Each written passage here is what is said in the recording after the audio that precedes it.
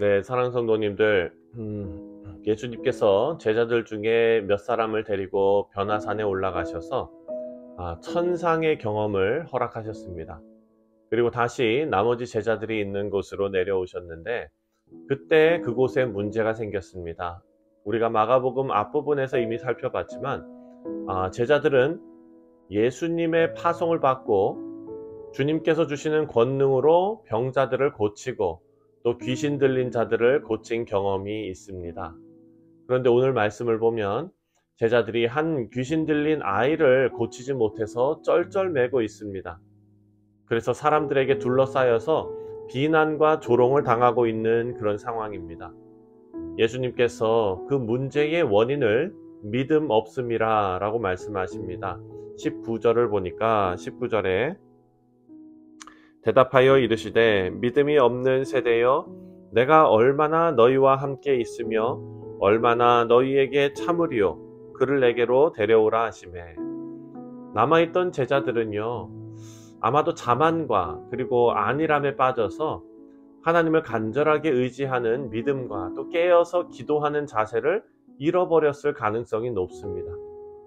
여러분, 우리가 지난번에도 생각했지만 책을 아무것도 읽지 않은 사람보다 책을 딱 한 권만 읽은 사람이 더 위험합니다.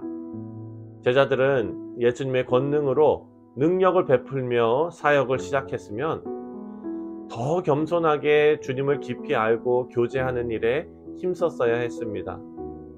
아무리 큰 권능이 나타났어도 그 모든 일의 주체가 자기 자신이라고 착각하면 반드시 실패를 경험하게 되는 것입니다. 이렇게 믿음이 없고 영적으로 무지한 제자들 때문에 예수님께서 너무나 안타까워 하셨습니다. 아마도 예수님께서는 제자들에게 하실 말씀이 많으셨을 것입니다. 책망도 하고 싶으셨을 것이고 또 문제도 지적하고 싶으셨을 것입니다. 하지만 그것보다 더 먼저 예수님의 눈에 들어온 것은 바로 고통받는 이 아이와 그리고 그의 아버지의 마음이었습니다. 아이의 아버지는 간절한 마음으로 제자들에게 그 아이를 데려왔습니다. 그리고 예수님은 제자들의 그 안일함과 나태함 때문에 일이 진행되지 못한 그 아이를 고통스럽게 하는 귀신을 쫓아내지 못한 그 일을 예수님께서는 안타깝게 여기셨습니다. 제자들도 안타까운 것이고 또 예수님께서 바라보는 그 아이와 그 아버지의 마음도 안타까우셨던 것입니다. 예수님의 제자들은 소문에 의하면 귀신 들린 자들을 고쳐내고 병든 자도 다 고쳐낸다고 들었는데 아무런 능력이 나타나지 않았기 때문에 아버지 입장에서는 실망과 그리고 속았다는 분노의 감정도 생겼을 것입니다. 하지만 이 아버지는 포기하지 않고 그런 모든 감정을 뒤로하고 소망을 가지고 예수님께 나옵니다. 21절과 22절 말씀을 보면 예수께서 그 아버지에게 물으시되 언제부터 이렇게 되었느냐 하시니 이르되 어릴 때부터이니이다. 귀신이 그를 죽이려고 불과 물에 자주 던졌나이다. 그러나 무엇을 하실 수 있거든 우리를 불쌍히 여기사 도와주옵소서. 예수님 하실 수 있으시거든 우리를 불쌍히 여겨주세요. 여러분, 이것은 아버지의 소망이었습니다. 아버지가 이렇게 간절한 이유는 바로 어릴 때부터 귀신이 이 아이를 죽이려고 물에도 던지고 불에도 던졌다고 말합니다. 그런데 이 일이 한 번 일어난 것이 아니라 자주 그렇게 했다라고 말합니다.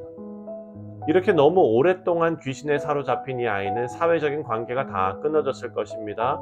절망 가운데 사로잡혀 있었습니다.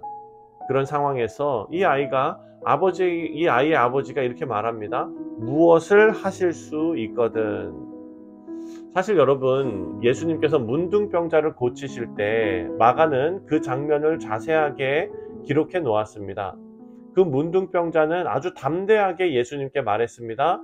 당신이 원하시면 나를 깨끗하게 하실 수 있나이다. 근데 오늘 본문에 나오는 이 아이의 아버지와 분위기가 너무나 다릅니다.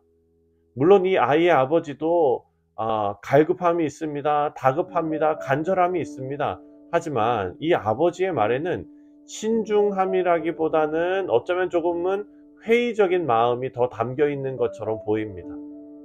무엇을 하실 수 있거든 불쌍히 여겨달라는 말이죠.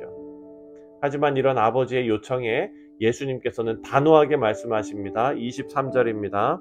23절에 예수께서 이르시되 할 수 있거든이 무슨 말이냐?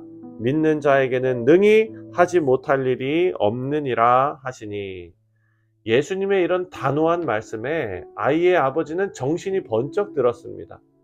그간 당해온 고통을 생각하면 예수님만이 유일한 희망인데 예수님만 의지하면서 담대하게 주님께 나아가지 못하고 어정쩡한 믿음을 보인 자신이 깨달아진 것입니다. 그래서 24절을 보면 아버지는 바로 회개합니다. 24절에 곧 그 아이의 아버지가 소리를 질러 이르되 내가 믿나이다. 나의 믿음 없는 것을 도와주소서 하더라. 우리 사랑하는 성도님들, 예수님의 권세와 예수님의 약속, 예수님의 진리에는요, 만약이라는 개념이 없습니다. 히브리서에 보면 믿음에 대해서 아주 정확한 정의를 우리에게 내려주고 있습니다. 믿음은 바라는 것들의 실상이요 보지 못하는 것들의 증거다라고 말했습니다. 이 말은 우리가 주님 안에서 믿는 그 내용들은요, 상대적인 것이 아니라는 말입니다. 그것은 절대적인 것입니다. 그것이 꿈이나 상상이 아니라 반드시 현실로 나타날 일들이라는 것입니다. 예수님께서 우리를 위해 죽으시고 우리의 죄를 사하시고 구원을 얻게 하신 모든 일이 어떤 상상이나 가정이나 꿈이나 상대적인 것이 아니라 그것은 달라질 수 없는 절대적인 것입니다. 오늘 본문에서 예수님이 할 수 있으시거든 고쳐주실 것이 아니라 예수님이시기 때문에 능치 못함이 없는 권능이 임할 것을 믿어야 하는 것입니다. 오늘의 말씀은 이 아이가 고침받은 결과로서 믿음의 중요성을 다시 한번 강조합니다. 예수님께서 우리에게 부활과 영생을 약속하셨으면 그것이 반드시 나에게 일어날 것을 믿어야 합니다. 우리 주님의 말씀에는 만약이라는 것이 없기 때문입니다. 하지만 이 아이의 아버지도 그리고 오늘을 살아가는 우리 모두도 믿음이 없는 모습이 나타날 때가 참 많이 있지요. 오늘 본문은 우리가 우리의 믿음 없음을 도와달라고 주님께 간구해야 한다는 것을 알려줍니다. 우리의 기도는 하나님께서 우리의 믿음을 성장시켜 주시고 또 우리 믿음을 유지시켜 주시고 또 우리의 믿음을 도와주시도록 간구하는 것입니다. 이 일에 필요한 것이 기도인데 제자들은 이 아이가 고침받은 것을 물어보면서 자신들의 사역을 되돌아보게 되었습니다. 자신들의 실패의 이유를 예수님께 물어봤는데 예수님께서는 29절에 이렇게 답하십니다. 29절을 보니까 이르시되 기도 외에는 다른 것으로 이런 종류가 나갈 수 없느니라 하시니라. 사랑하는 성도님들, 예수님께서는 기도가 답이라고 말씀하십니다.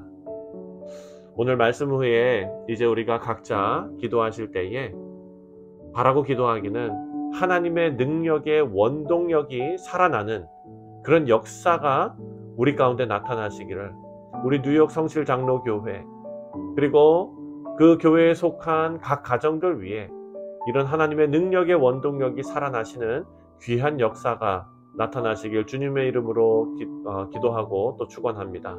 기도하겠습니다.